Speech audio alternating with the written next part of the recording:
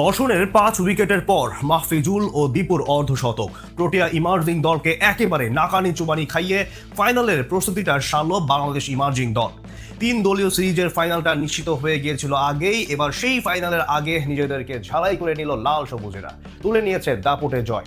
Protea দলের বিপক্ষে টাইগারদের এমন অবিশ্বাস জয় নিয়ে বাকিটা থাকছে রিপোর্টে।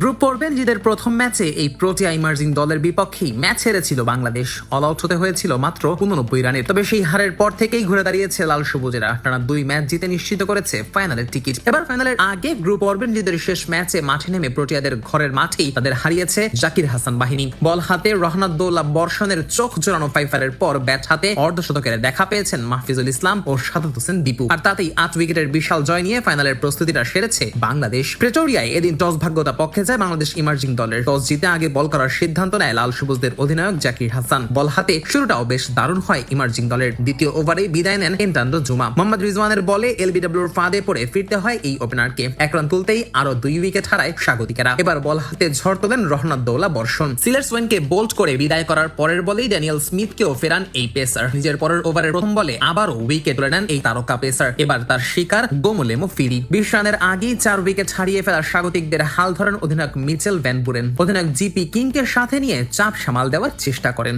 যদিও ব্যক্তিগত পজিশনে ফিরে যেতে হয় কিংকে। আবু হাশেমের বলে সাদাত হোসেন দীপুর হাতে ক্যাচ তুলে দিয়ে বিদায় নেন এই ওপেনার। খানিক বাদে নিজেদের ষষ্ঠ উইকেট হারিয়ে ফেলে প্রোটিয়া ইমার্জিং দল। এবার উইকেট তুলে নেন সামিউন বাশির। এরপর এঙ্গেল ব্রেককে সাথে নিয়ে রানের চাকা ঘোরাতে থাকেন ভ্যান বুরেন। দুজনে মিলে বড় সংগ্রহের দিকেই এগোচ্ছিলেন। তবে আমিনুল ইসলাম বিপ্লবের ঘূর্ণিঝড়ে শেষ পর্যন্ত হার মানতে হয় ভ্যান বুরেনকেও। চৌধুরী মোহাম্মদ রিজওয়ানের হাতে ক্যাচ তুলে দেওয়ার আগে দক্ষিণ আফ্রিকা ইমার্জিং দলের এই অধিনায়কের ব্যাটে আসে 106 বলে 73 রান। অধিনায়ককে হারানোর পরই আবার ওখানটা খেই হারিয়ে ফেলে প্রোটিয়ারা। আবারও তাদের চাপে ফেলেন রহনাতুল্লাহ বর্ষণ। লোয়ার অর্ডারে আরো 2 উইকেট তুলে নিয়ে পূর্ণ করেন নিজের ফাইপার। শেষ উইকেটে অ্যাঙ্গেল ব্রেকস বিদায় নিলে 169 রানেই থামে দক্ষিণ আফ্রিকা ইমার্জিং দলের ইনিংস। বাংলাদেশ ইমার্জিং দলের হয়ে সর্বোচ্চ 5 উইকেট তুলে নেন বর্ষণ। মাত্র 24 রান খরচায় ফাইপার পেয়েছেন এই তারকা পেসার। জবাবে ব্যাট করতে নেমে শুরু থেকেই দেখে শুনে খেলছিল বাংলাদেশ ইমার্জিং দলের 2 ওপেনার মাহফিজুল ইসলাম ও জাকির হাসান। যদিও অষ্টম ওভারে ফিরে যেতে হয় অধিনায়ক জাকিরকে। স্মিথের বলে ক্যাচ দিয়ে ফেরার আগে তার ব্যাটে আসে 26 বলে 20 রান। তবে দ্বিতীয় উইকেট জুটিতেই দলের জয়ের ভিত গড়ে দেন মাহফিজুল ও সাদাত হোসেন দীপু। দুজনে মিলে দলের খাতায় যোগ করেন 115 রান। আর তাতে করে ম্যাচ জয় অনেকটাই